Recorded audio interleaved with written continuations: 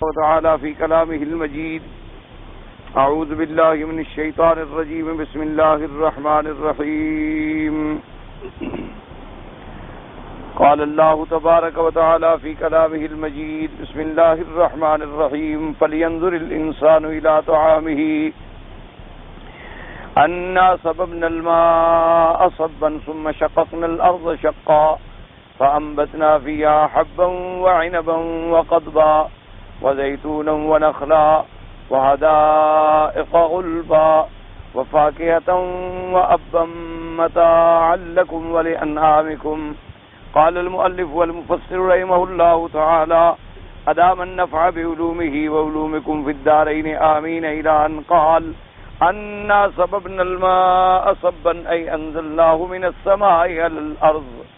اب مفسر رحمۃ اللہ علیہ سورۃ عبسہ کی ان آیات مبارکہ کی تفسیر ارشاد فرماتے ہیں کہ اللہ تبارک و تعالی نے فرمایا کہ انا صببنا الماء صبا، یعنی انزلناہ من السماء علی الارض، کہ ہم نے آسمانوں سے زمین پر پانی برسایا.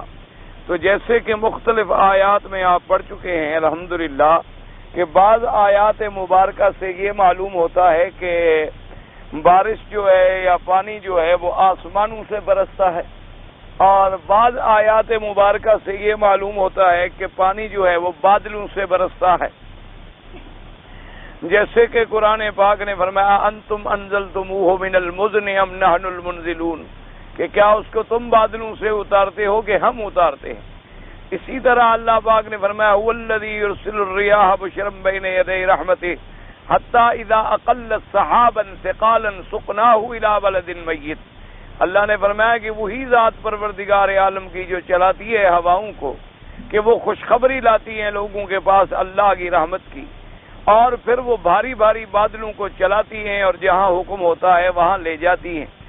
اور کہیں فرماتی ہیں وَأَنزَلْنَا مِنَ السَّمَاءِ مَاءً مُبَارَكًا، اور جیسے یہاں مفسر نے فرمایا کہ اِنَّا صَبَبْنَا الْمَاءَ صَبًّا، کہ اے انزلنا الماء من السماء، کہ ہم نے آسمانوں سے پانی اتارا. تو یہ تعارض نہیں ہوتا، یعنی آسمانوں سے بھی اللہ تبارک و تعالی پانی اتارتے ہیں اور بادلوں سے بھی اللہ تبارک و تعالی پانی اتارتے ہیں. اور بادل جو ہیں چاہے وہ یہ ہوائیں قطرات سمندر کو لے جا کر بادل بناتی ہیں تب بھی کوئی بات بعید نہیں ہے، اور ڈائریکٹ آسمانوں سے پانی کا برسنا جو ہے وہ بھی بات بعید نہیں ہے. تو لہذا ان آیات مبارکہ میں تعارض نہیں ہے، بلکہ مختلف نزول الماء من السماء کی کیفیات کا بیان ہے. اور بعض علماء فرماتے ہیں کہ جو چیز اوپر ہو جیسے مکان کی چھت ہے، یا جو چیز بھی تمہارے سروں پہ سایہ کرنے والی ہو، اس پر سما کا اطلاق ہو جاتا ہے. چاہے کہ بادل ہوں تو بادل بھی تو ہمارے اوپر ہیں، تو انہی پر بھی سما کا اطلاق ہوتا ہے اور انہی پر سحاب کا اطلاق بھی ہوتا ہے. تو اس لیے بہرحال قرآن مقدس کی ان آیات مبارکہ میں کوئی تعارض نہیں ہے. فرمایا انا صببنا الماء صبا ای انزلناہ من السماء علی الارض ثم شققنا الارض شقا ای اسکناہ فیہا فیدخل فی تخومہا وتخلل فی اجزاء الحب المودع فیہا فنبت وارتفع وظہر علی وجہ الارض. اللہ پاک نے فرمایا کہ پھر ہم پھاڑتے ہیں زمینوں کو. پھاڑنا کیا معنی؟ یعنی زمینوں کا سینہ چیر کے وہ پانی جو ہے اس میں داخل ہوتا ہے. فَيَدْخُلُ فِي تُخُومِهَا، پھر وہ اصل زمین کے جڑوں میں پہنچتا ہے، اور اسی کے ساتھ جو دانہ مٹی میں ملا ہوا ہے اس کے اجزاء کے اندر وہ پانی اپنے اثرات کرتا ہے، اور پھر اسی سے ہم اس دانے کو اگاتے ہیں اور وہ دانہ اونچا ہوتا ہے، اس کی کھیت کھلیان نکلتی ہے اور زمین پہ ظاہر ہو جاتا ہے. تو یہ دلائل ہیں کہ جو خداوند قدوس آسمانوں سے پانی برسانے پہ قادر ہے، جو پروردگار عالم مردہ زمینوں کو زندہ کرنے پہ قادر ہے، جو پروردگار عالم زمینوں سے ایک دانے کو کھیت بنانے پہ قادر ہے، تو وہ تمہیں بھی مرنے کے بعد اٹھانے پہ قادر ہے. تو اس لیے استدلال ہیں علی البعث بعد الموت. فرمایا فَأَنبَتْنَا فِيهَا حَبًّا وَإِنَبًا وَقَضْبًا فالحب كل ما يذكر من الحبوب والعنب معروف والقضب هو الفسفسة التي تأكلها الدواب رطبة ويقال لها القط أيضا. اب مفسر رحمۃ اللہ علیہ فرماتے ہیں کہ پروردگار نے فرمایا کہ پھر ہم نے اگائے اس سے دانے. انہوں نے فرمایا کہ حب جو ہے اس کا اطلاق ہوتا ہے ہر اس چیز پر جو دانے والی ہو، یعنی جیسے گندم ہے، باجرہ ہے، جوار ہے اور چاول ہیں اور چیزیں ہیں، یہ سب حب میں آ جاتی ہیں۔ ویسے چاولوں کو علیحدہ ارز بھی کہا جاتا ہے، جیسے جو کو علیحدہ شعیر بھی کہا جاتا ہے، اسی طریقے سے باجرہ اور جوار کے علیحدہ نام بھی ہیں، لیکن ان پر بھی دانے کا اطلاق ہوتا ہے۔ اور فرمایا کہ عنب جو ہے وہ تو معروف ہے، یعنی انگور، اور علماء فرماتے ہیں کہ حب چونکہ غذائے انسان ہے، اس کے بغیر گویا آدمی زندہ نہیں رہتا، اس لیے اللہ نے حب کو مقدم فرمایا، اور حب کے بعد اللہ نے عنب کا ذکر فرمایا، کیونکہ انگور جو ہے وہ من وجہ غذا بھی ہے، من وجہ دوا بھی ہے، اور من وجہ فاقیہ بھی ہے، یعنی انگور جو ہے وہ پوری غذائیت انسان کو فراہم کرتا ہے۔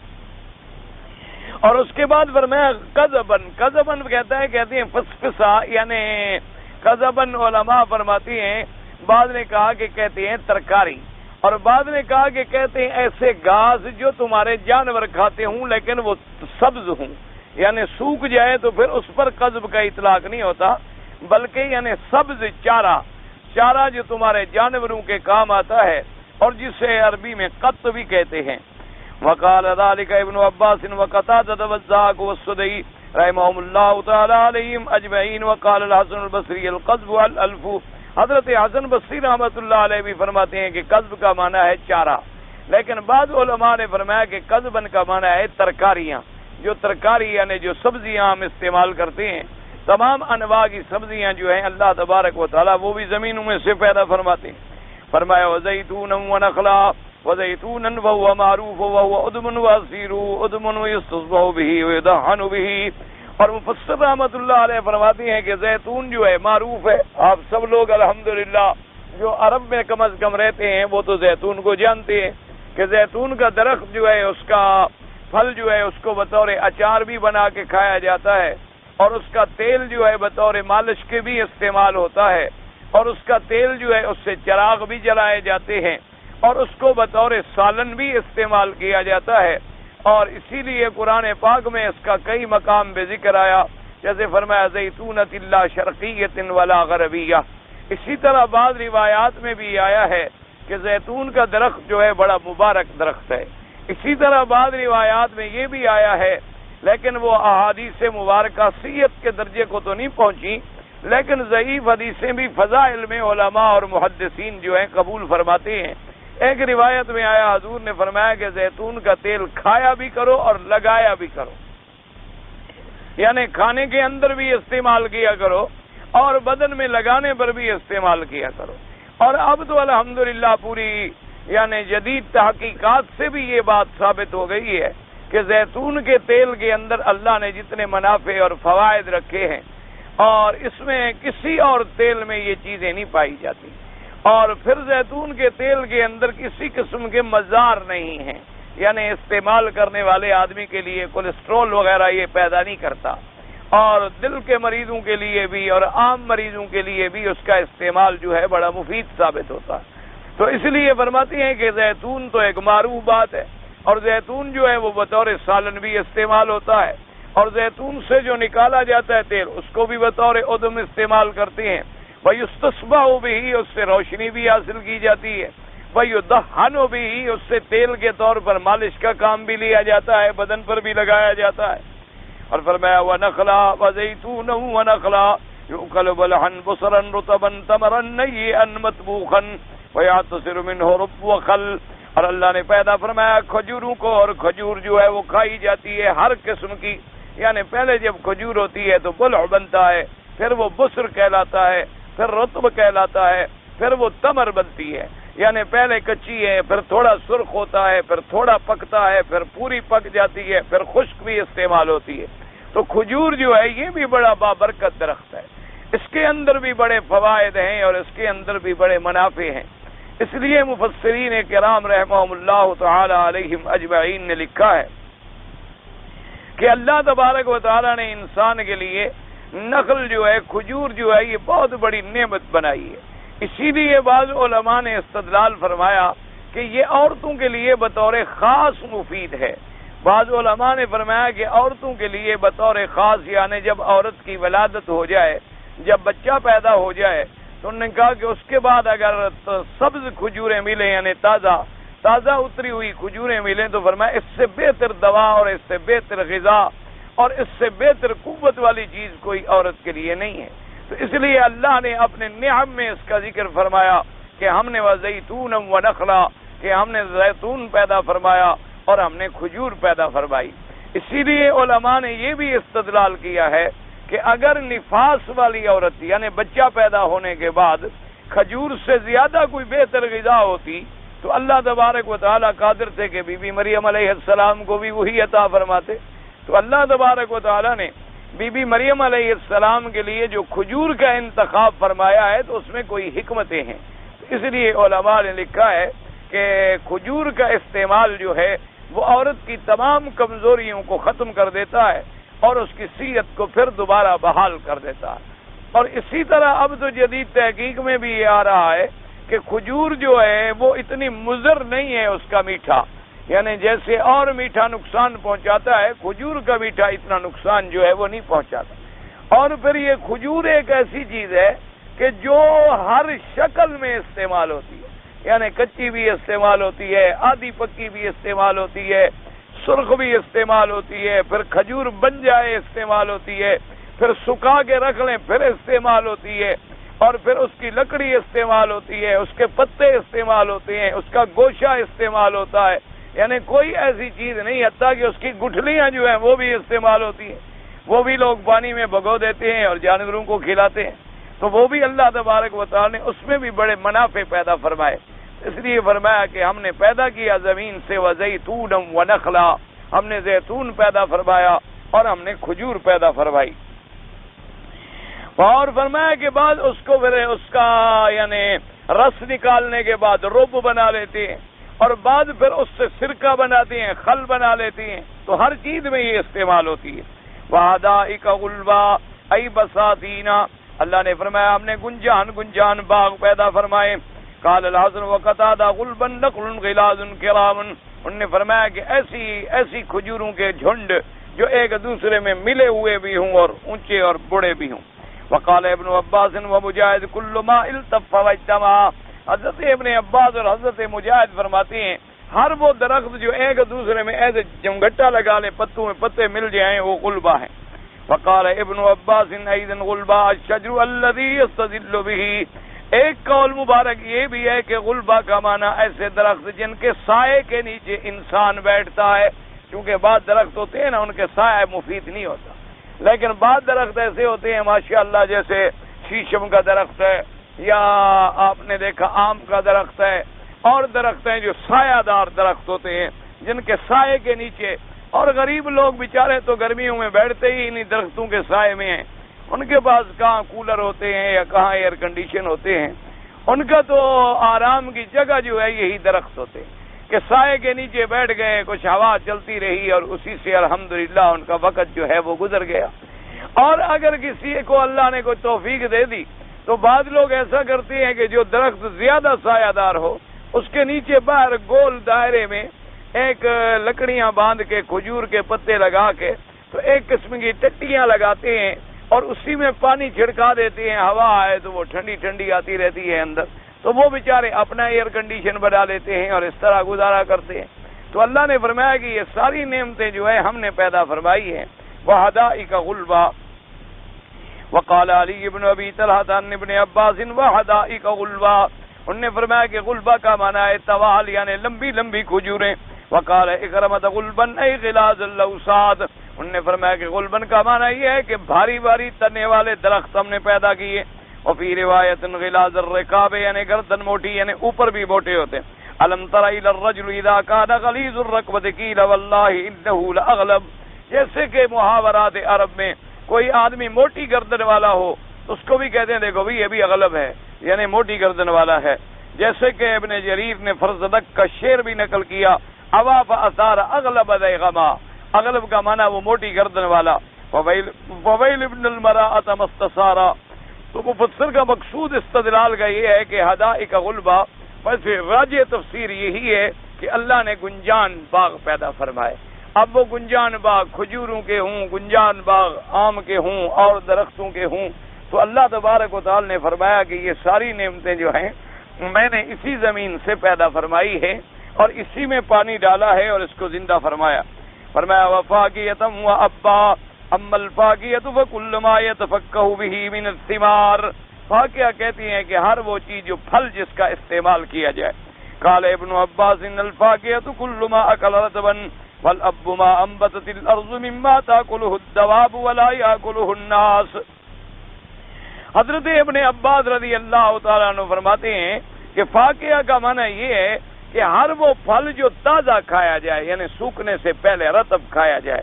اور فرماتے ہیں اب کہتے ہیں ما انبتت الارض جو زمین پیدا کرے جس کو جانور کھائیں اور لوگ نہ کھائیں یعنی گھاس یا چارہ یا ایسی چیزیں جو جانوروں کی غذا ہے. وفی روایت انہ الحشیش للبہائم. اور ایک قول حضرت ابن عباس رضی اللہ تعالیٰ عنہ کا یہ ہے کہ جانوروں کے لیے جو اللہ زمین سے چارہ پیدا فرماتے ہیں. وقال مجاہد وسعید بن جبیر وابو مالک الاب الکلا یعنی گھاس. وعن مجاہد والحسن وقتادہ وابن زید الاب للبہائم کالفاقیۃ لبنی آدم. حضرت مجاہد، حضرت حسن، حضرت قتادہ، حضرت ابن زید فرماتے ہیں کہ اللہ نے جیسے فاقیہ بنی آدم کے لیے پیدا فرمایا اسی طرح چارہ جو ہے وہ جانوروں کے لیے بھی پیدا فرمایا. اور بعض چارے ایسے ہوتے ہیں جو آپ کاشت کرتے ہیں، اگاتے ہیں، اور بعض چارے ایسے ہوتے ہیں جو زمین سے خود بخود اگاتے ہیں، وہ بھی جانور کھاتے ہیں. تو اللہ نے تمہارے لیے جیسے مختلف قسم کے پھل بنائے اسی طرح جانوروں کے لیے بھی مختلف لذتوں کے چارہ بنا دیا. کسی چارے میں کوئی لذت ہے، کسی چارے میں کوئی لذت ہے، کسی چارے میں کوئی لذت ہے، کسی کے کوئی اثرات ہیں، کسی کے کوئی اثرات ہیں، اور کسی کے کوئی فوائد ہیں اور کسی کے کوئی فائدہ.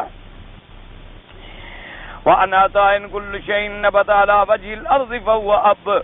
حضرت عطا فرماتے ہیں جو چیز بھی زمین پہ نکلے اس پر اب کا اطلاق ہوتا ہے. وقال الضحاك كل شيء انبتته الارض سوى الفاقية فهو الاب. اور حضرت ضحاک فرماتی ہیں ہر وہ چیز جو زمین سے پیدا ہو ما سوائے فاقیہ کے، فاقیہ کہتے ہیں پھلوں کے ما سوا، اس سب کو اب کہتے ہیں. وقال ابن ادریس عن عاصم بن قلیب عن ابیہ عن ابن عباس الاب نبت الارض مما تاکلہ الدواب ولا یاکلہ الناس. ورواه ابن جرير من ثلاث طرق عن ابن ادریس ثم قال حدثنا ابو قریب وابو الصائب قال حدثنا ابن ادریس قال حدثنا عبد الملك عن سعيد بن جبير قال عبد ابن عباس وقال الاب ما انبتت الارض للانعام. وهذا لفظ حديث ابي قريب.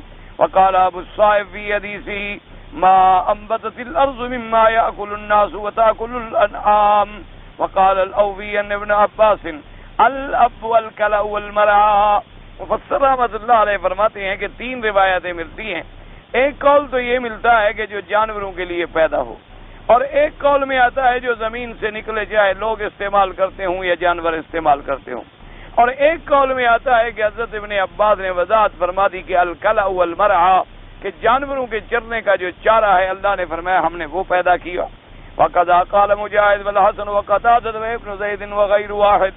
وقال ابو عبيد القاسم بن السلام قال حدثنا محمد بن زيد قال حدثنا الأوام بن حوشب عن ابراهيم التيمي قال سئل ابو بكر الصديق رضي الله عنه عن قوله تعالى وفاكهة وأبا فقال أي سماء تظلني وأي أرض تقلني إن قلت في كتاب الله ما لا أعلم. وهذا منقطع بين ابراہیم التیمی والصدیق رضی اللہ تعالی عنہ. اور ایک روایت میں یہ بھی آیا ہے ابراہیم تیمی نے حضرت ابی بکر رضی اللہ تعالی عنہ سے پوچھا کہ وفاقیۃ و ابا کہ اس کا کیا ترجمہ ہے، تو حضرت صدیق نے فرمایا کہ کون سا آسمان ہے جو مجھے سایہ کرے گا اور کون سی زمین ہے جو پھر مجھے اٹھائے گی اگر میں اللہ کے قرآن میں کوئی ایسی بات کہوں جو میں نہیں جانتا. لیکن یہ روایت منقطع ہے. ابراہیم التیمی اور حضرت صدیق رضی اللہ تعالی عنہ کے درمیان انقطاع ہے. بہرحال یہ روایت کو بھی کافی مختلف روایات میں نقل کیا گیا ہے، اور بعض لوگ اسی سے نعوذ باللہ ثم نعوذ باللہ حضرت سیدنا ابی بکر صدیق رضی اللہ تعالی عنہ پر طنز بھی کرتے ہیں جو مخالف ہیں، روافض ہیں، اثنا عشری وغیرہ جو لوگ ہیں، امامی لوگ ہیں، وہ کہتے ہیں دیکھو جی حضرت ابو بکر کو تو قرآن کی ایک آیت کا ترجمہ بھی نہیں آتا تھا، اس لیے انہوں نے فرمایا کہ میں کیسے ترجمہ کروں جو میں نہیں جانتا. تو جو آدمی قرآن کی آیت کا ترجمہ نہیں جانتا تھا وہ حضور کے بعد خلیفہ کیسے بن گیا؟ تو اس لیے بہرحال یہ ان کی ایک جہالت ہے.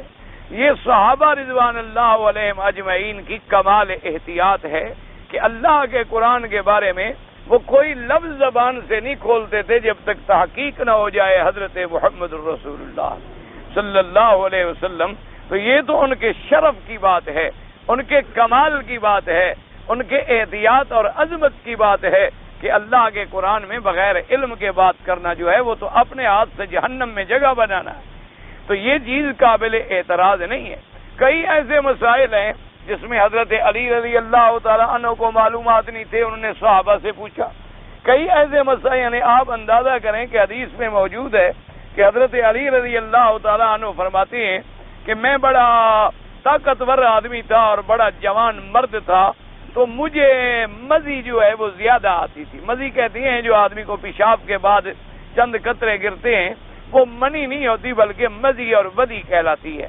پیشاب سے پہلے چند قطرات آ گئے یا بعد میں چند قطرات آ گئے، جس سے ہم اپنی زبان میں کہتے ہیں جی دھات آ رہی ہے کسی کو. یعنی جب گرمی بدن میں زیادہ ہو جائے یا مثانے میں گرمی ہو جائے تو ایسی چیزیں ہو جاتی ہیں، یا سرعت اور جریان پیدا ہو جاتا ہے.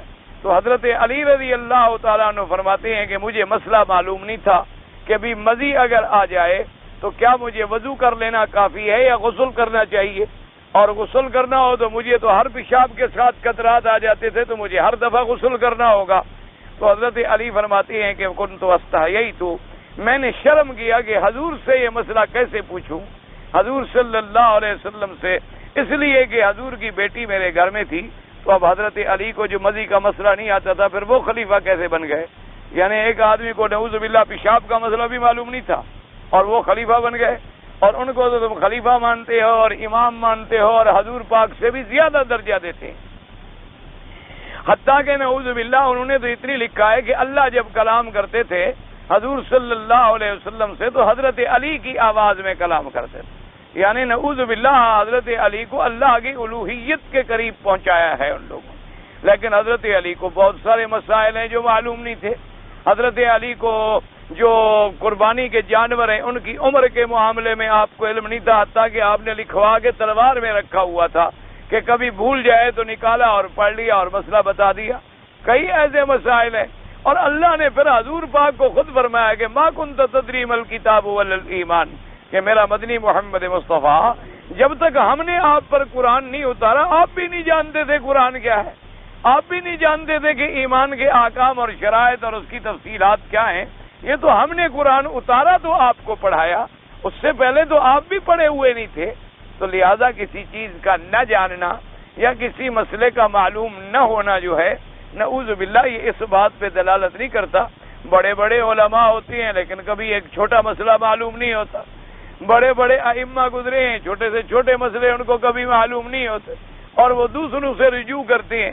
اسی لیے تو حکم ہے کہ ہر آدمی جو مسئلہ نہ جانتا ہو کسی اہل علم سے رجوع کرے. فاسألوا اہل الذکر ان کنتم لا تعلمون. اور خاص طور پر قرآن پاک کے اندر یہ بڑی جہالت ہے کہ آدمی کو قرآن نہ آئے لیکن مسئلہ بتا دے، آدمی کو قرآن نہ آئے لیکن ترجمہ کر دے، آدمی کو قرآن پاک کا پورا علم نہ ہو اور جناب قرآن پاک کے اوپر اپنی تفسیر اور تشریح لکھ دے. یہ بڑی زیادتی ہے. اور قرآن میں احتیاط کرنا تو یہ تو کمال علم کی دلالت ہے کہ حضرت ابی بکر رضی اللہ تعالی عنہ جیسے ایک صحابی نے خیط الابیض اور خیط الاسود کا مسئلہ نہ سمجھا، جیسے اور بڑے بڑے مسائل ہیں. اللہ تبارک و تعالی یعنی ازواج مطہرات میں آتا ہے کہ ایک عورت نے آ کر حضور سے مسئلہ پوچھا کہ یا رسول اللہ کیا عورت کو بھی احتلام ہوتا ہے؟ تو حضور صلی اللہ علیہ وسلم نے فرمایا کہ نعم. حضور کی بیوی فرماتی ہے کہ مجھے بڑا خیال آیا کہ یہ مسئلہ بھی حضور سے کو پوچھنے والی بات ہے. عجیب بات ہے کہ یہ عورت جرت کر کے ایسا مسئلہ پوچھ رہی ہے حضور سے جو احتلام کے بارے میں ہے. اور پھر جب وہ چلی گئی تو حضور کی بیوی نے کہا اسلام احتلم وتحتلم المرأۃ یا رسول اللہ، عورت کو بھی احتلام ہوتا. یعنی بیوی نے بطور اچھمبا یعنی بطور تعجب ایک بات کی کہ اما تحتلم المرأۃ یا رسول اللہ، کہ عورت کو بھی احتلام ہوتا ہے؟ حضور نے فرمایا عجیب بات ہے، تو کبھی پھر بچہ جو ہے ماں کی شکل کیوں ہوتا ہے؟ کبھی بچہ جو ہے باپ کی شکل ہوتا ہے، تو کبھی بچہ ماں کی شکل ہوتا ہے، تو پھر ماں کی شکل کیوں ہوتا ہے اگر ماں کا پانی نہیں ہوتا؟ تو اگر ماں کا بھی پانی ہے تو باپ کا نکل سکتا ہے، تو ماں کا پانی بھی خارج ہو سکتا ہے۔ جو باپ دیکھ سکتا ہے وہ عورت بھی دیکھ سکتی ہے، تو یہ کون سی حیرت کی بات؟ تو اب حضور کی بیوی کو بھی یہ مسئلہ معلوم نہیں تھا۔ اور علماء نے فرمایا کہ اصل وجہ کیا تھی کہ اللہ نے اپنے نبی کو بیویاں بھی پاک عطا فرمائیں، ان پر بھی شیطان کا تصرف نہیں تھا، اس لیے ان کے تو تصور میں بھی نہیں تھا نا کہ کوئی شیطانی احتلام بھی ہوتے ہیں، کیونکہ اللہ نے ان کو جو پاک رکھا تھا۔ جب ایک چیز کسی عورت کے سامنے کبھی زندگی میں گزری ہی نہ ہو تو وہ تو حیران ہو جائے گی نا کہ عورت اور احتلام کیسے ہو سکتا ہے، اس لیے کہ اس کی زندگی میں یہ واقعہ کبھی نہیں گزرا۔ تو اس لیے بعض مسائل کا معلوم نہ ہونا جو ہے وہ کسی کی شان میں کوتاہی کا باعث نہیں ہوتا، ہمیشہ یاد رکھیں۔ اب دیکھیں 1,24,000 صحابہ تھے، لیکن فتویٰ دینے والے صحابہ کتنے تھے؟ 7 صحابہ تھے جو فقیہ تھے، جن کو اللہ نے فقہ عطا فرمائی تھی، جن کو اللہ تبارک و تعالی نے دین کے اندر تفقہ عطا فرمایا تھا، اور تمام صحابہ ان سے مسئلہ پوچھ کے ان کے فتوے پہ عمل کرتے تھے۔ اسی طرح جب حضرت ابی موسیٰ اشعری اور حضرت معاذ رضی اللہ تعالی عنہما ان 2 آدمیوں کو حضور نے یمن میں بھیجا، تو تمام یمن کے لوگ جو تھے ان 2 صحابہ کے فتوے پہ عمل کرتے تھے، وہ انہی کے احکام پہ عمل کرتے تھے اور انہی کے فرمانے پہ عمل کرتے تھے۔ اسی طریقے سے بہت سارے مسائل ایسے ہوتے ہیں، جیسے کہ حضرت عمر رضی اللہ تعالی عنہ نے ایک دفعہ حضرت عثمان رضی اللہ تعالی عنہ کے زمانے میں، اور بعض فرماتے ہیں کہ حضرت عمر کا زمانہ تھا، کہ ایک عورت تھی بیچاری پاگل، مجنون عورت تھی، دیوانہ عورت تھی، نعوذ باللہ اس دیوانی عورت کو کسی نے پکڑ کے بدفعلی کر لی، اس نے زنا کیا اس پاگل عورت سے، تو لوگوں نے دیکھ لیا، وہ ثابت ہو گیا۔ تو جب حضرت کے پاس لائے، خلیفہ کے پاس، تو آپ نے حکم جاری فرمایا کہ سنسار کر دو۔ تو حضرت علی رضی اللہ تعالیٰ عنہ اس عورت کو لے کر جا رہے تھے، تو حضرت علی نے پوچھا بھی کیوں پکڑ کے جا رہے ہیں اس کو؟ انہوں نے کہا جی حضرت نے حکم دیا ہے سنسار کرنے کا۔ آپ نے فرمایا بالکل سنسار نہ کرو، قطعاً سنسار نہ کرو، چھوڑ دو اس عورت کو۔ انہوں نے اس عورت کو چھوڑ دیا، تو حضرت علی اس عورت کو پھر ساتھ لے آئے اور فرمایا حضرت عثمان تھے یا حضرت عمر تھے، اختلاف ہے روایت۔ فرمایا کہ حضرت اس پر آپ نے حد جاری کر دی ہے۔ انہوں نے فرمایا ہاں زنا ثابت ہو گیا ہے۔ فرمایا حضرت یہ تو پاگل ہے، اور نبی علیہ الصلوۃ والسلام کی حدیث ہے کہ مجنون پر شریعت کے احکام جاری نہیں ہوتے جب تک کہ اس کا دماغ ٹھیک نہ ہو جائے۔ یہ تو پاگل عورت ہے، اس پاگل عورت کا کیا قصور ہے بیچاری کا؟ اس کے اوپر کیوں حد جاری کی جائے؟ جس نے زنا کیا اس پر تو کی جائے، لیکن اس عورت نے تو کوئی قصور، یہ تو پاگل ہے، مجنون ہے، اسے تو پتہ ہی نہیں زنا کیا ہوتا ہے اور حیا کیا ہوتا ہے اور شرم کیا ہوتا ہے اور نکاح کیا ہوتا ہے۔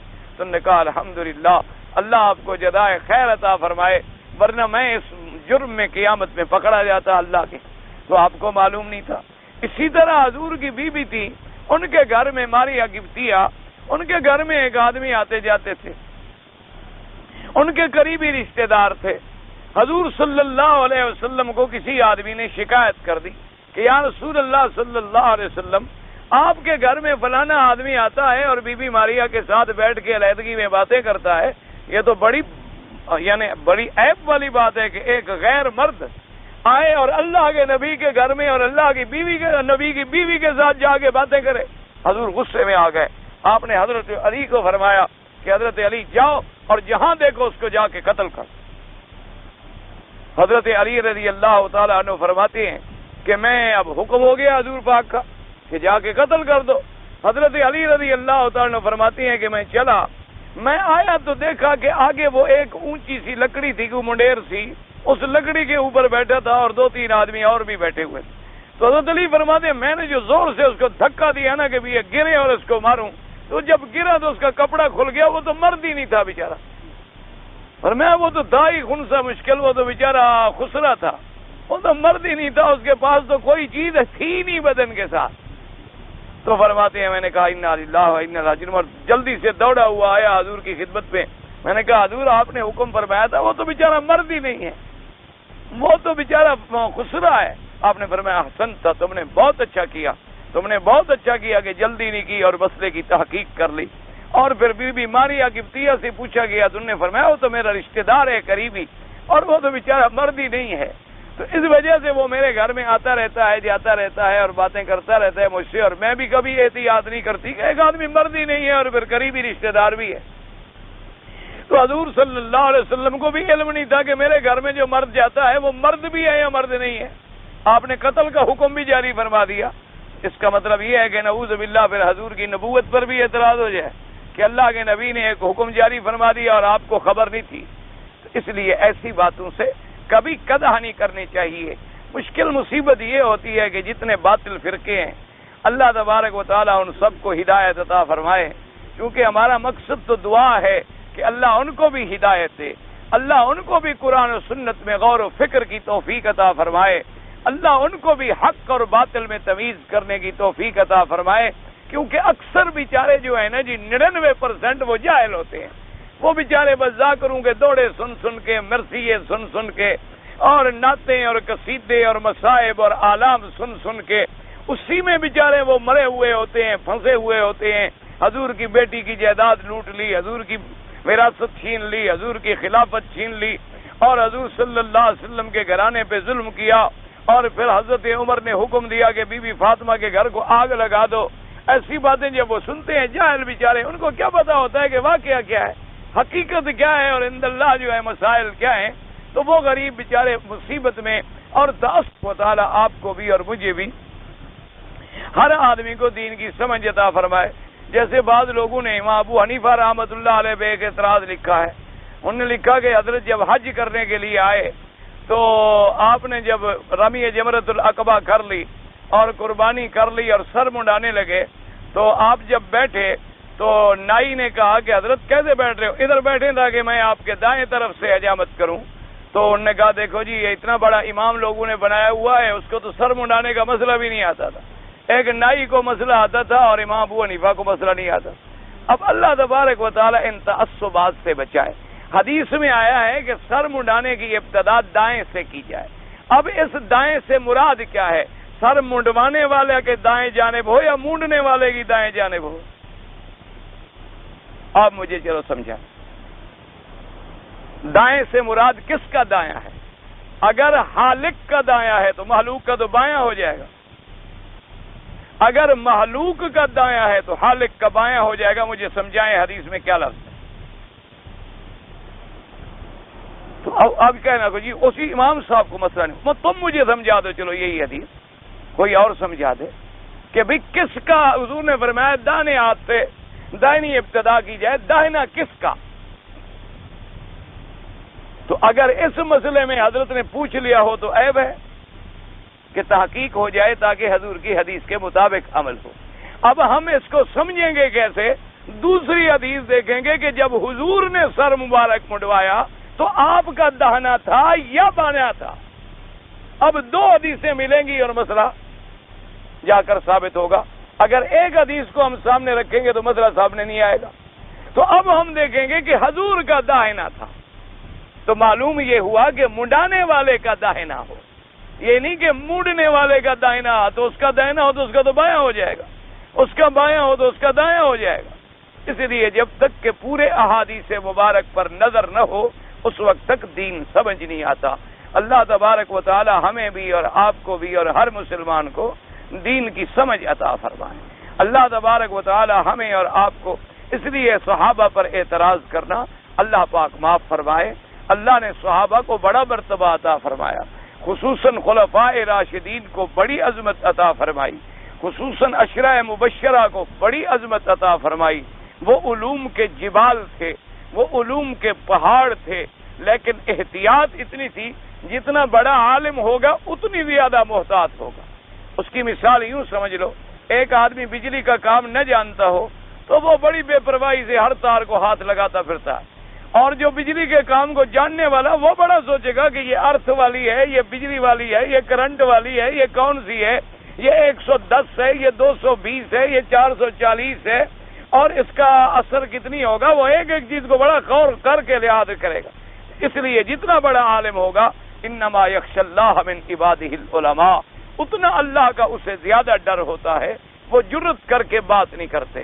اور جو جاہل برادری ہوتی ہے ماشاءاللہ جنہوں نے الف با پڑھ لی پھر وہ تو پھر سماتے نہیں، اللہ معاف کرنے کو، نہ بیٹھے چین ہے، نہ اٹھے ہوئے چین ہے، نہ چلتے ہوئے چین ہے، نہ پھرتے ہوئے چین ہے، وہ مجبور ہیں بیچارے کہ اپنے علم کو کہاں گرائیں، آگے انہیں جگہ نہیں ملتی کہ علم کو پھینک کے آئیں کہاں غریب۔ اللہ تبارک و تعالی دعا فرمائے جتنا برتن بھرا ہوا ہو وہ ہلتا نہیں، اگر برتن خالی ہو آواز مارو تو آواز آئے گی، جہاں رکھو گے کک کرتا پھرے گا، اگر بھرا ہوا ہو جمع ہوا ہوگا اپنی جگہ پر۔ اس لیے اگر چھوٹا پتھر بڑا ہو تو رولنگ سٹون ہوتا ہے، جس نے ٹھوکر لگائی ادھر جا پڑا، آگے ملا اس نے مارا ادھر جا ملا، پہاڑ کو ٹھوکر مارو تو اپنا پاؤں ٹوٹ جائے گا۔ تو اس لیے ہمیشہ یاد ہوتی ہے، تو یہ تو سیدنا صدیق کی شان ہے، ان کی عظمت ہے کہ اگر بفرض محال انہیں یہ مسئلہ معلوم نہیں تھا تو نہیں فرمایا، انہوں نے فرمایا میں بات نہیں کرتا، لیکن مفسر نے فرما دیا کہ روایت ہی منقطع ہے، ابراہیم تیمی کا استماع ہی ثابت نہیں ہے حضرت ابی بکر سے، اور یہاں لکھا ہے کہ ابراہیم تیمی کہتے ہیں کہ میں نے حضرت صدیق سے پوچھا تو جب ملا ہی نہیں تو پوچھا کیسے۔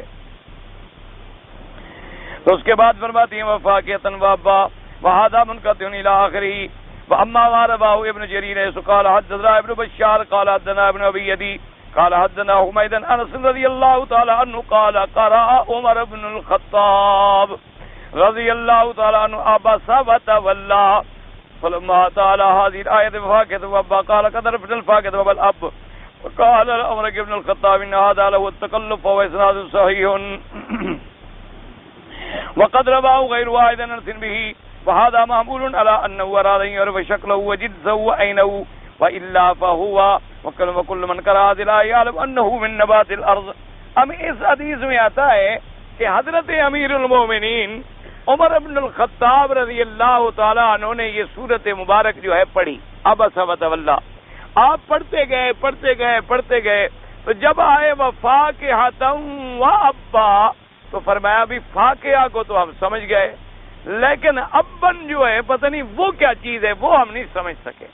تو دوسرے جو صحابی بیٹھے تھے انہوں نے فرمایا حضرت یہ تکلف نہ کریں، مقصد یہ ہے کہ بلا وجہ، اصل مقصد کیا تھا کہ اس میں تو کوئی شک نہیں کہ ابن کہتی ہیں وہ چارہ اور وہ گھاس جو زمین سے پیدا ہو، لیکن اب گھاس کی چونکہ کئی قسمیں ہیں، سینکڑوں قسمیں، سینکڑوں اجناس و اشکال ہیں، تو حضرت عمر کو یہ خیال تھا کہ پتہ نہیں اب کسی خاص چارے کا نام تو نہیں، چارہ تو کئی ہوتے ہیں نا جی، اب بھی دیکھو دنیا میں کتنے چارے ہیں جو جانوروں کے لیے نکلتے ہیں، تو اب اس لیے حضرت عمر کو خیال رہ گیا کہ اب کے معنی میں کوئی خاص چارہ مراد ہے یا مطلقاً جو بھی چارہ ہو اس پر اطلاق ہوتا ہے آپ کا۔ اس لیے حضرت عمر بن الخطاب رضی اللہ تعالی عنہ نے بھی یہ بات فرما لی، تو یہ بات تو دلیل علم ہوتی ہے۔ اللہ تبارک و تعالی جیسے کہ آتا ہے کہ سیدنا امیر المؤمنین عمر بن الخطاب رضی اللہ تعالی عنہ تشریف لے جا رہے تھے اور آگے پتہ چلا کہ بستی میں طاعون پھیلا ہوا ہے۔ طاعون ایک وبا ہوتی، اللہ معاف فرمائے، اللہ بچائے ہر مسلمان کو، ایک وبائی بیماری ہوتی ہے، بس پھر اس سے موتیں ہونا شروع ہو جاتی۔ تو اب صحابہ میں اختلاف ہو گیا، حضرت عمر نے قافلہ روک لیا، تمام صحابہ کو بلا لیا، فرمایا کہ بھی اب مشورہ دو، بتاؤ ہم کیا کریں، ہم آگے جائیں یا واپس کریں لشکر۔ اب بعض صحابہ کہیں حضرت آگے جائیں، جو اللہ نے تقدیر میں لکھا ہے ہوگا، اگر اللہ نے ہماری موت لکھی ہے تو مر جائیں گے، اور اگر اللہ نے نہیں لکھا ہم نہیں مریں گے، تو ہمیں تو تقدیر پر اللہ پہ توکل کرنا چاہیے، چلنا چاہیے، کیونکہ جب قل لن یصیبنا الا ما کتب اللہ لنا، ہمیں ہرگز کوئی مصیبت نہیں پہنچ سکتی جب تک کہ اللہ نہ لکھے، اگر اللہ نے لکھا ہے تو ہمیں پہنچے گی، اللہ نے نہیں لکھا ہمیں نہیں پہنچے گی۔ اور بعض صحابہ نے کہا بھی نہیں، قرآن یہ بھی تو کہتا ہے وَلَا تُلْقُوا بِأَيْدِيكُمْ إِلَى التَّهْلُكَةِ، اپنے ہاتھوں سے اپنے آپ کو ہلاکت میں نہ ڈالو۔ ایک آدمی آگ میں چھلانگ لگا دے اور کہے اللہ نے چاہا تو میں نہیں جلوں گا، چاہا تو جل جاؤں گا، یہ کون سا ایمان ہے؟ تو اب صحابہ میں اختلاف پیدا ہو گیا، تو حضرت عمر رضی اللہ تعالی عنہ نے دونوں کی رائے سنی، دونوں کا مشورہ سنا، اور اس کے بعد فرمایا کہ بھائی بات یہ ہے کہ میری رائے یہی ہے کہ ہم آگے نہیں جاتے، ہم واپس لوٹتے ہیں، اور وبا کے اندر لشکر کو لے کر جانا جو ہے وہ مناسب نہیں۔ اب چونکہ مشورے کے بعد امیر المومنین نے حکم دے دیا تو سب صحابہ خاموش ہو گئے، بس جب حکم ہو جائے پھر تو امیر کی اطاعت لازمی ہو جاتی ہے، پھر اس کی مخالفت کرنا جو ہے شریعت میں منع ہے۔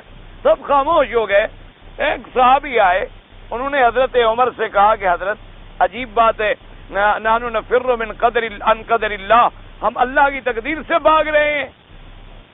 حضرت عمر نے فرمایا کہ نفر عن قدر اللہ الی قدر اللہ، اللہ کی تقدیر سے اللہ کی تقدیر کی طرف ہی جا رہے ہیں، جہاں ہم جائیں گے وہاں اللہ کی تقدیر نہیں ہوگی۔ عجیب آدمی ہے تو چپ کر کے بیٹھ گئے۔ رات قیام فرمایا، صبح کو ایک صحابی آ گئے، انہوں نے کہا کہ حضور پاک کی حدیث مبارک ہے اور میں نے خود سنی۔ حضور پاک نے فرمایا کہ اگر کسی زمین میں اذا سمعتم بأذن الطاعون فلا تدخلوها واذا انتم فيها فلا تخرجوا منها او كما قال رسول اللہ صلی اللہ علیہ وسلم، حضور نے فرمایا اگر کسی بستی میں طاعون پھیل جائے، تم بستی کے اندر ہو تو باہر نہ نکلو، بس اللہ پہ بھروسہ کرو، اور اگر تم باہر ہو تو بلا وجہ اپنے آپ کو موت کے اندر داخل بھی نہ کرو۔ تو انہوں نے کہا یہ حدیث ہے، تو حضرت عمر خوش ہو گئے، فرمایا الحمدللہ، اللہ کا شکر ہے کہ اللہ نے میرے اجتہاد کو موافق کر دیا حدیث محمد مصطفیٰ کہ ہم نے جو اجتہاد کیا تھا اسی کے مطابق اللہ نے مہربانی فرمائی اور ہمیں حدیث پاک بھی مل گئی، حدیث رسول بھی مل گئی صلی اللہ علیہ وعلی آلہ واصحابہ وسلم تسلیما کثیرا کثیرا۔ تو لہذا ایسی چیزیں جو ہیں کہ صحابہ نے ایک لفظ پہ پوچھ لیا یا ایک لفظ کے بارے میں فرما دیا کہ ہم اس کا ترجمہ نہیں جانتے، تو یہ تو کمال علم کی دلالت ہے۔ ہمیشہ ایسی بات عالم کہتا ہے، جو بڑے عالم ہوتے ہیں نا جی، وہ مسئلہ نہ جانے فوراً کہہ دیں گے کہ بھئی آپ کسی اور عالم سے رجوع کرو، اور اگر اس کے بعد معلوم ہو تو پھر مجھ کو بھی بتا دینا کہ انہوں نے آپ کو کیا جواب دیا ہے، تاکہ مجھے بھی علم میں اضافہ ہو جائے۔ اور نہیں جانتے ہوں گے فوراً کہہ دیں گے کہ لا عالم، میں اس مسئلے کو نہیں جانتا، فوراً کہہ دیں گے کہ لا ادری، میں اس مسئلے کو نہیں جانتا۔ اور اگر نعوذ باللہ آدمی میں علم نہ ہو، جو پوچھو بتا دے گا، جو پوچھو بتا دے گا، جو پوچھو کہتا چلا جائے گا، اللہ تبارک و تعالیٰ معاف فرمائے۔ تو ایسی باتوں سے صحابہ پر کبھی اعتراض نہیں کرنا چاہیے۔ جب صحابہ کے بارے میں دل میں دشمنی آ جائے، دل میں نقص پیدا ہو جائے، تو وہ دشمنی ہوتی ہے حضور پاک سے، اور جب حضور پاک سے دشمنی ہو تو وہ دشمنی ہوتی ہے اللہ سے، اور جب اللہ سے دشمنی ہو جائے تو پھر اللہ اسے تباہ و ہلاک کر دیتے ہیں۔ اللہ تبارک و تعالی ہر مسلمان کو محفوظ رکھے۔ اس کے بعد فرماتے ہیں کہ وَهَذَا مَحْمُولٌ، یہ بات اس بات پہ محمول ہے، عَلَىٰ أَنَّهُ أَرَادَ، حضرت عمر نے یہ ارادہ فرمایا کہ يَعْرَفَ شَكْلَهُ وَجِنسَهُ وَعَيْنَهُ، تاکہ آپ کو اس کی شکل، اس کی جنس اور اس کی تعیین کا پتہ لگ جائے۔ وَإِلَّا، یہ بات تو سب جانتے ہیں کہ جو زمین سے پیدا ہونے والی نبات کو کہتے ہیں ابا۔ وَأَنبَتْنَا فِيهَا حَبًّا وَعِنَبًا وَقَضْبًا وَزَيْتُونًا وَنَخْلًا وَحَدَائِقَ غُلْبًا وَفَاكِهَةً وَأَبًّا مَّتَاعًا لَّكُمْ وَلِأَنْعَامِكُمْ۔ قَوْلُهُ تَبَارَكَ وَتَعَالَىٰ مَتَاعًا لَّكُمْ وَلِأَنْعَامِكُمْ عِيشَةً لَّكُمْ وَلِأَنْعَامِكُمْ فِي هَٰذِهِ الدَّارِ إِلَىٰ يَوْمِ الْقِيَامَةِ۔ اللہ نے فرمایا کہ میں نے یہ ساری چیزیں تمہارے نفع اٹھانے کے لیے پیدا کی ہیں، کہ تاکہ تم بھی نفع اٹھاؤ اور تمہارے جانور بھی نفع اٹھائیں دنیا میں قیامت تک۔ تو اللہ نے فرمایا یہ ساری نعمتیں، تو اب اس کے دو نتیجے نکلے، یاد رکھو۔ جب یہ پتہ لگ جائے کہ منعم حقیقی کون ہے، اللہ، تو جو منعم ہے اس کے احسان کا تقاضا ہے کہ ہم اس کی عبادت کریں، اس کا شکر ادا کریں، اس کی نافرمانی نہ کریں۔ اور دوسرا ہمیں یہ پتہ چلا کہ جو پروردگار عالم، پانی بھی ایک ہے، زمین بھی ایک ہے، لیکن اس سے مختلف جن سے پیدا کرنے پہ قادر ہے، وہ ہمیں دوبارہ قبروں سے بھی پیدا کرنے پہ قادر ہے۔ تو لہذا ایک مسئلہ توحید ثابت ہوا، اور دوسرا مسئلہ اس بات بعث اور اس بات حشر اور نشر ثابت ہوا۔ اب اللہ فرماتے ہیں وَإِذَا جَاءَتِ الصَّاخَّةُ يَوْمَ يَفِرُّ الْمَرْءُ مِنْ أَخِيهِ وَأُمِّهِ وَأَبِيهِ وَصَاحِبَتِهِ وَبَنِيهِ لِكُلِّ امْرِئٍ مِّنْهُمْ يَوْمَئِذٍ شَأْنٌ يُغْنِيهِ وُجُوهٌ يَوْمَئِذٍ مُّسْفِرَةٌ ضَاحِكَةٌ مُّسْتَبْشِرَةٌ وَوُجُوهٌ يَوْمَئِذٍ عَلَيْهَا غَبَرَةٌ تَرْهَقُهَا قَتَرَةٌ أُولَٰئِكَ هُمُ الْكَفَرَةُ الْفَجَرَةُ۔ قال ابن عباس رضی اللہ تعالی عنہ الصاخة اسم من اسماء یوم القیامت عظمہ اللہ وحذرہ عبادہ۔ حضرت ابن عباس فرماتے ہیں کہ الصاخة کیا ہے؟ انہوں نے فرمایا الصاخة بھی قیامت کے ناموں میں سے ایک نام ہے۔ قیامت کے کئی نام آئے ہیں نا، جیسے الحاقۃ بالحاقۃ، اور کہیں آتا ہے القارعۃ والقارعہ، کہیں آیا فَإِذَا جَاءَتِ الصَّاخَّةُ، اور کہیں اللہ نے فرمایا لا اقسم بیوم القیامت ولا اقسم بیوم القیامہ، کہیں قیامہ آیا، کہیں الساعہ آیا، کہیں القاریہ آیا، کہیں الحاقہ آیا، کہیں الصاخہ آیا۔ تو حضرت ابن عباس رضی اللہ تعالیٰ عنہ فرماتے ہیں کہ الصاخۃ اسم من اسماء القیامت، کہ یہ بھی قیامت کے ناموں میں سے نام ہے، اور یہ قاعدہ ہے کہ جتنے نام زیادہ ہوتے ہیں تو اس چیز کی عظمت زیادہ ہوتی ہے۔ اب دیکھیں نا، جیسے اللہ کے بڑے اسماء ہیں، اسی طرح حضور صلی اللہ علیہ وسلم کے بہت اسماء ہیں، اور کسی چیز کی عظمت شان کے اعتبار سے، اور کسی چیز کی عظمت ہوتی ہے ہیبت اور ہول کے اعتبار سے، کیونکہ قیامت جو ہے وہ بڑی سخت چیز ہے۔ ان زلزلۃ الساعۃ شیء عظیم، اللہ نے فرمایا قیامت کا وہ زلزلہ جو ہے بہت بڑا ہے، کہ جس دن دیکھیں گے آپ کہ دودھ پلانے والی مائیں اپنے بچوں کو بھول جائیں گی، حاملہ عورتیں اپنے حمل گرا ڈالیں گی، یعنی جب پہلا سور پھونکا جائے گا۔ تو حضرت ابن عباس رضی اللہ تعالی عنہ فرماتے ہیں کہ ساخہ جو ہے یہ بھی قیامت کے ناموں میں سے ایک نام ہے، اور اللہ پاک نے اس کی عظمت بیان کی اور اپنے بندوں کو ڈرایا تاکہ قیامت کے آنے سے پہلے تیار ہوں، توبہ کریں، اللہ کی طرف رجوع کریں اور اعمال صالحہ اختیار کریں۔ قال ابن جریر لعلہ اسم للنفخۃ فی الصور، وقال البغوی الصاخۃ یعنی صیحۃ یوم القیامہ، سمیت بذلک لأنها تسخ الاسماء ای تبالغ فی اسمائها حتی تقاضت سمها۔ حضرت ابن جریر نے یہ بھی لکھا ہے کہ الصاخۃ، وہ کہتے ہیں اسم لنفخۃ الصور، کہ جب سور میں پھونکا جائے گا اسی کا نام ہے صاخہ۔ اور بغوی نے لکھا ہے کہ صاخہ کا معنی کیا ہے، انہوں نے کہا صیحۃ یوم القیامہ، وہ چنگھاڑ، وہ چیخ جو قیامت کے دن ہوگی، وہ اتنی زوردار ہوگی کہ گویا کانوں کے پردے پھٹ جائیں گے اور کان بہرے ہو جائیں گے اس کی شدت سے، یعنی یہ اس کی شدت کا بیان ہے۔ ورنہ یاد رکھو کہ جب نفخہ دوسرا پھونکا جائے گا تو لوگ تو قبروں میں ہوں گے، لیکن بہرحال انہیں یہ چیخ سنائی دے گی، اللہ کا حکم پہنچے گا تو وہ کھڑے ہوں گے نا، اللہ تبارک و تعالیٰ کا منادی ندا فرمائیں گے، وہ سنیں گے اور قبروں سے کھڑے ہوں گے۔ اس لیے فرمایا کہ الصاخہ کا معنی جو ہے یا تو قیامت کے ناموں میں سے نام ہے، یا نفخہ سور کا نام جو ہے، چونکہ نفخہ سور دو ہوں گے یاد رکھو، ایک پہلا نفخہ ہوگا جس سے ساری دنیا جو ہے وہ ختم ہو جائے گی،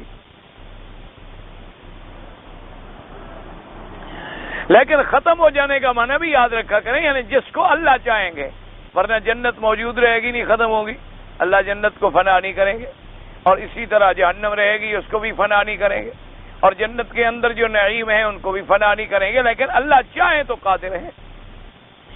تو اب دوسرا نفخہ جب پھونکا جائے گا اس کو کہتے ہیں نفخۃ البعث، کہ جب پھونکا جائے گا تو لوگ قبروں سے کھڑے ہو جائیں گے۔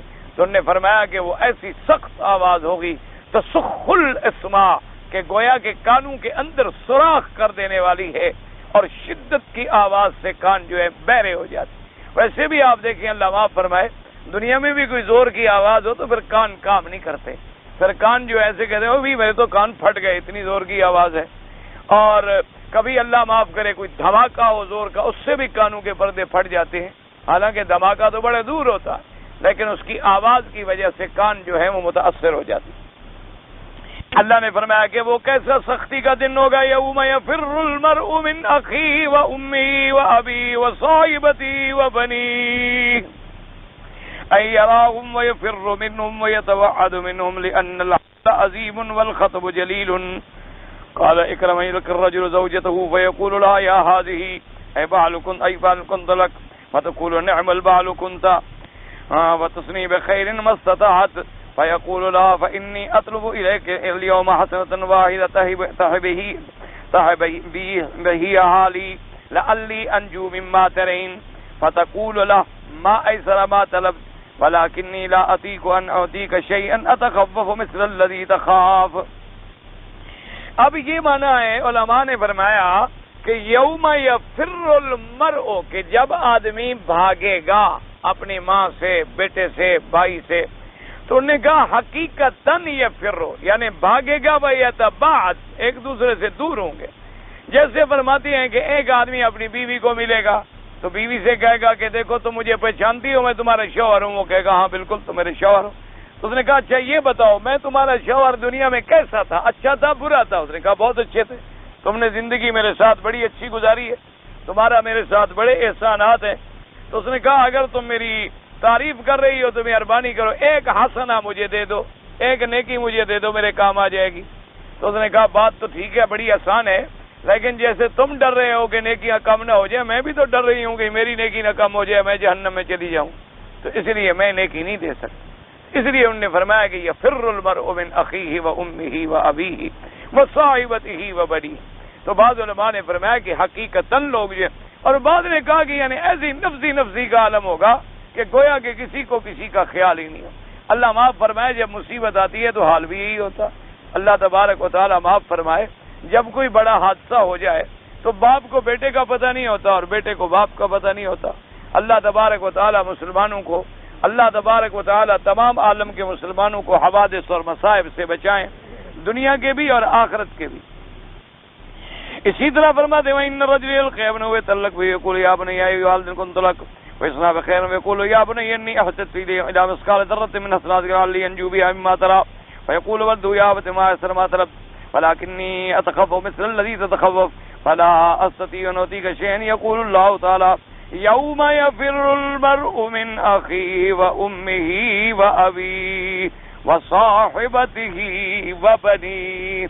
اسی طرح روایت میں آتا ہے کہ آدمی اپنے بیٹے کو دیکھے گا تو بیٹے کو بلا کے کہے گا کہ اے میرے بیٹے میں تمہارا کیسا والد تھا دنیا میں؟ اس نے کہا تم بہت اچھے تھے، تم نے میرے اوپر بڑا احسان کیا، میری تربیت کی، میری خدمت کی۔ تو فرمایا بیٹا اگر میری تعریف کرتے ہو اور میں نے دنیا میں تمہارے ساتھ تعاون کیا ہے، ایک ذرے کے برابر اپنی نیکی کوئی مجھے دے دو تاکہ میرے کام آ جائیں، میری نیکیاں بڑھ جائیں۔ تو کہے گا ابا جان یہی ڈر تو مجھے لگا ہوا ہے کہ میری نیکیاں نہ کم ہو جائیں، تو میں کیسے اپنی نیکی آپ کو دے سکتا ہوں؟ اس کو قرآن پاک نے فرمایا کہ وہ ایسا دن ہوگا کہ ہر آدمی ایک دوسرے سے بھاگ رہا ہوگا۔ اللہ سے دعا کریں اللہ ہمارے لیے آسان کر دے۔ اللہ تبارک و تعالیٰ کریم ہیں، قادر ہیں، وہ چاہیں تو مشکل سے مشکل کو بھی آسان فرما دیں۔ ایسے لوگ بھی ہوں گے جن کو قیامت کے دن کسی قسم کے ذرے کے برابر بھی غم نہیں ہوگا، کوئی فکر نہیں ہوگا اور اطمینان والے ہوں۔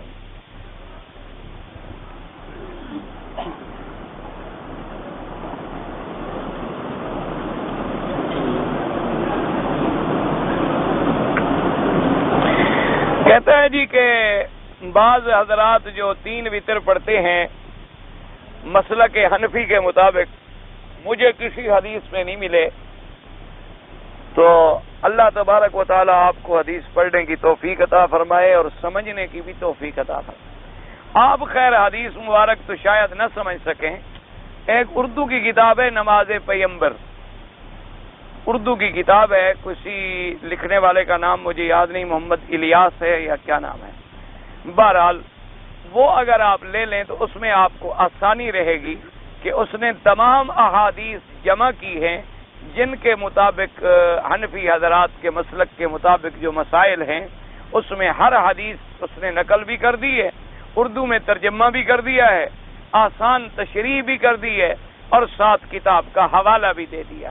تو نماز پیمبر اس کا نام ہے اردو میں، اور وہ آپ کہیں سے لے لیں تو آپ کو آسانی سے انشاءاللہ، کیونکہ حدیث مبارک بغیر استاذ کے سمجھ نہیں آتی۔ یہ قاعدہ ہوتا ہے مربع کبھی بغیر مربی کے نہیں بنتا۔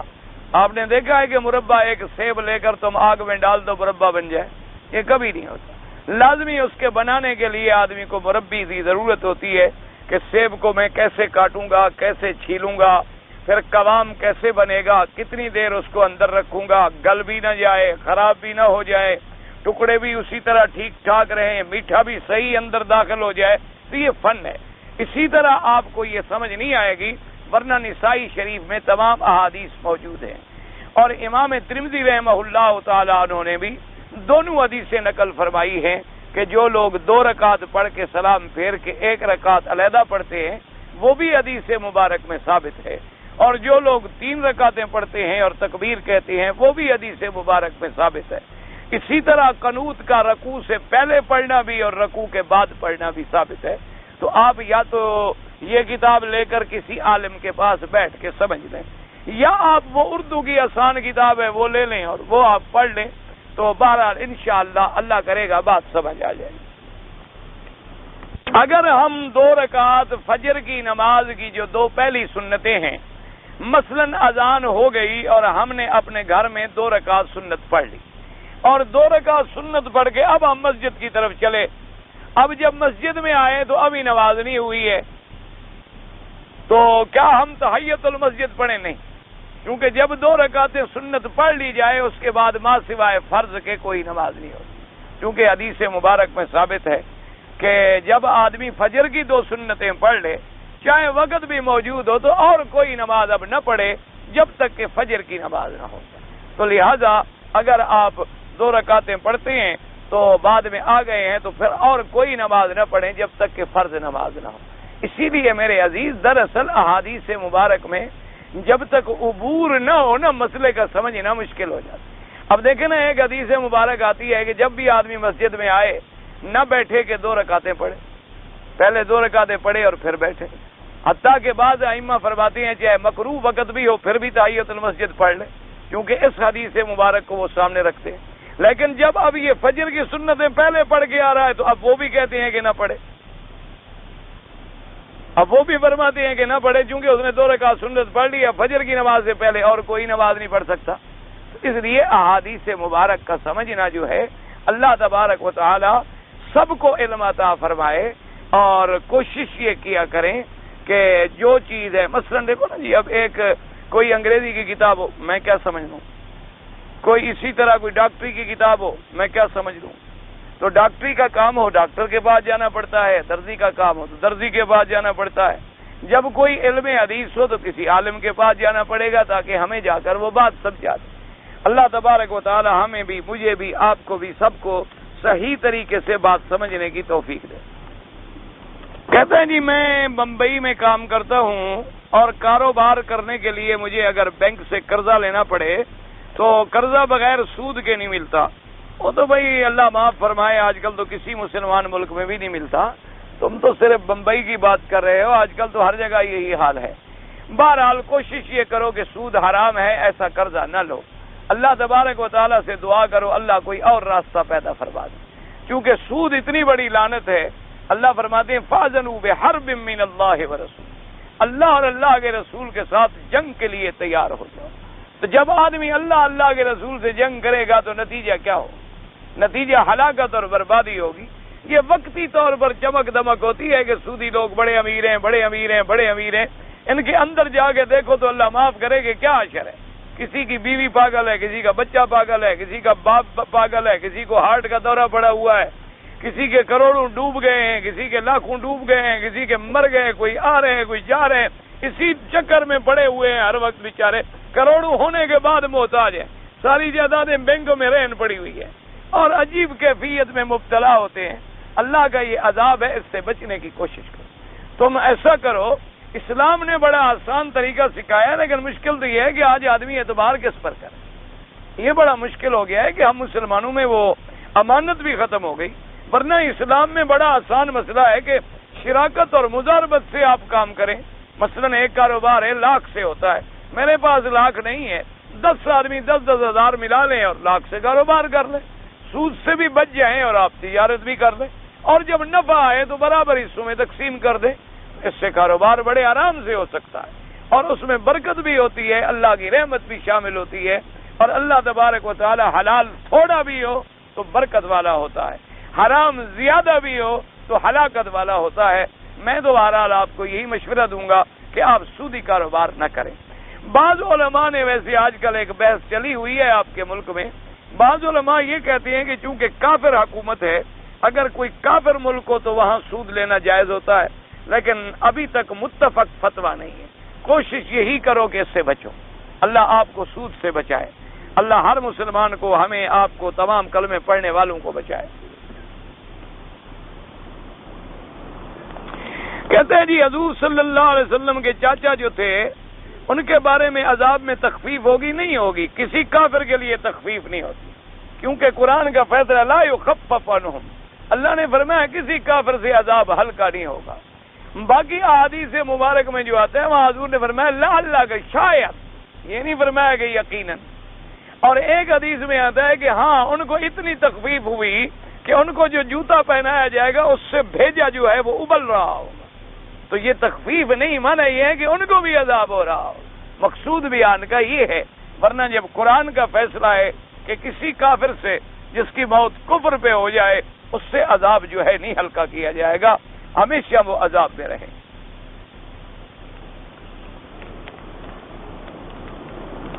بیوی جب فوت ہو جائے تو شوہر کو دیکھنا جائز ہے، بہتر ہے، منع کیا گیا ہے کہ نہ دیکھے، بس ختم ہو گیا مسئلہ. تو اس لیے اب موت کے بعد کوئی مجبوری ہے، کوئی اور آدمی نہیں، اٹھانے والا نہیں، کوئی مجبوری آئے تو وہ تو اضطراری کیفیات. ورنہ یہی ہے کہ مسئلہ جو ہے، حتیٰ کہ فقہاء نے مثلا فرق کیا ہے. انہوں نے کہا مثلا خاوند مر جائے بیوی غسل دے سکتی ہے، انہوں نے کہا بیوی تو دے سکتی ہے، خاوند نہیں دے سکتا، کیونکہ بیوی نے تو 4 مہینے 10 دن ابھی عدت میں رہنا ہے، اسی کے عقد میں موجود ہے. اور خاوند پر تو کوئی عدت نہیں ہوتی، بیوی مر گئی بس ختم ہو گئی بات. اس لیے بہرحال اسی میں ہے کہ نہ دیکھا جائے. اس کی وجہ یہ ہے کہ ایک حدیث مبارک میں بھی آتا ہے کہ حضور صلی اللہ علیہ وسلم نے اپنی بیٹی جب فوت ہوئی تو آپ نے پردے کے باہر کھڑے ہو کے عورتوں کو سمجھایا کہ میری بیٹی کو غسل کیسے دو، اور پانی میں بیری کے پتے ڈالو، اور غسل دینے کے بعد جو ہے آخر میں پھر کافور ڈالو، اور بال جو ہے ان کو سیدھا کرو. اور اس کے بعد حضور نے فرمایا جب غسل دے دو تو پھر مجھے بتلاؤ کہ ہم غسل دے کے فارغ ہو گئی ہیں. تو پھر انہوں نے عرض کیا حضور ہم نے غسل دے دیا. تو پھر حضور نے اپنی چادر مبارک دی کہ اس سے میری بیٹی کو کفن دو.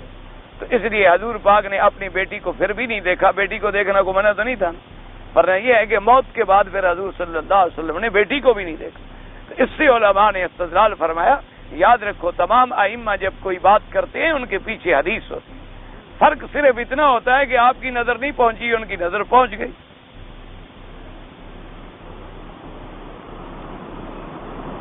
بہت سارے لوگ حضور کے پیدائش کے یوم کو مناتے ہیں. بھائی یہ باتیں اسلام میں نہیں. اسلام کے اندر یہ جو ہے نا جی کسی کی پیدائش منانا یا کسی کی وفات منانا اسلام کے احکام سے اس کا کوئی تعلق نہیں. کیوں؟ اگر یہ بات ہو تو 1,24,000 نبی ہیں، پر کتنے دن ہم منائیں؟ اور 1,24,000 صحابہ ہیں، پھر ان کے دن کیوں نہ منائیں؟ آخر ان کی کیا تکلیف ہے؟ اپنے تو منائیں، صحابہ کے نہ منائیں، انبیاء کے نہ منائیں. تو اسلام ان کی اجازت نہیں دیتا. یاد رکھو یہ جھگڑے کا مسئلہ نہیں، لوگوں نے جھگڑا بنا لیا. لوگ کہتے ہیں جی ہم محبت سے مناتے. اللہ کے بندے اگر محبت ہوتی تو حضرت ابو بکر مناتے، حضرت عمر مناتے، حضرت عثمان مناتے، حضرت علی مناتے، بی بی فاطمہ مناتی، آل بیت رسول مناتے، صحابہ مناتے، تابعین مناتے. یہ تو حضور کے بعد 600 سال کے بعد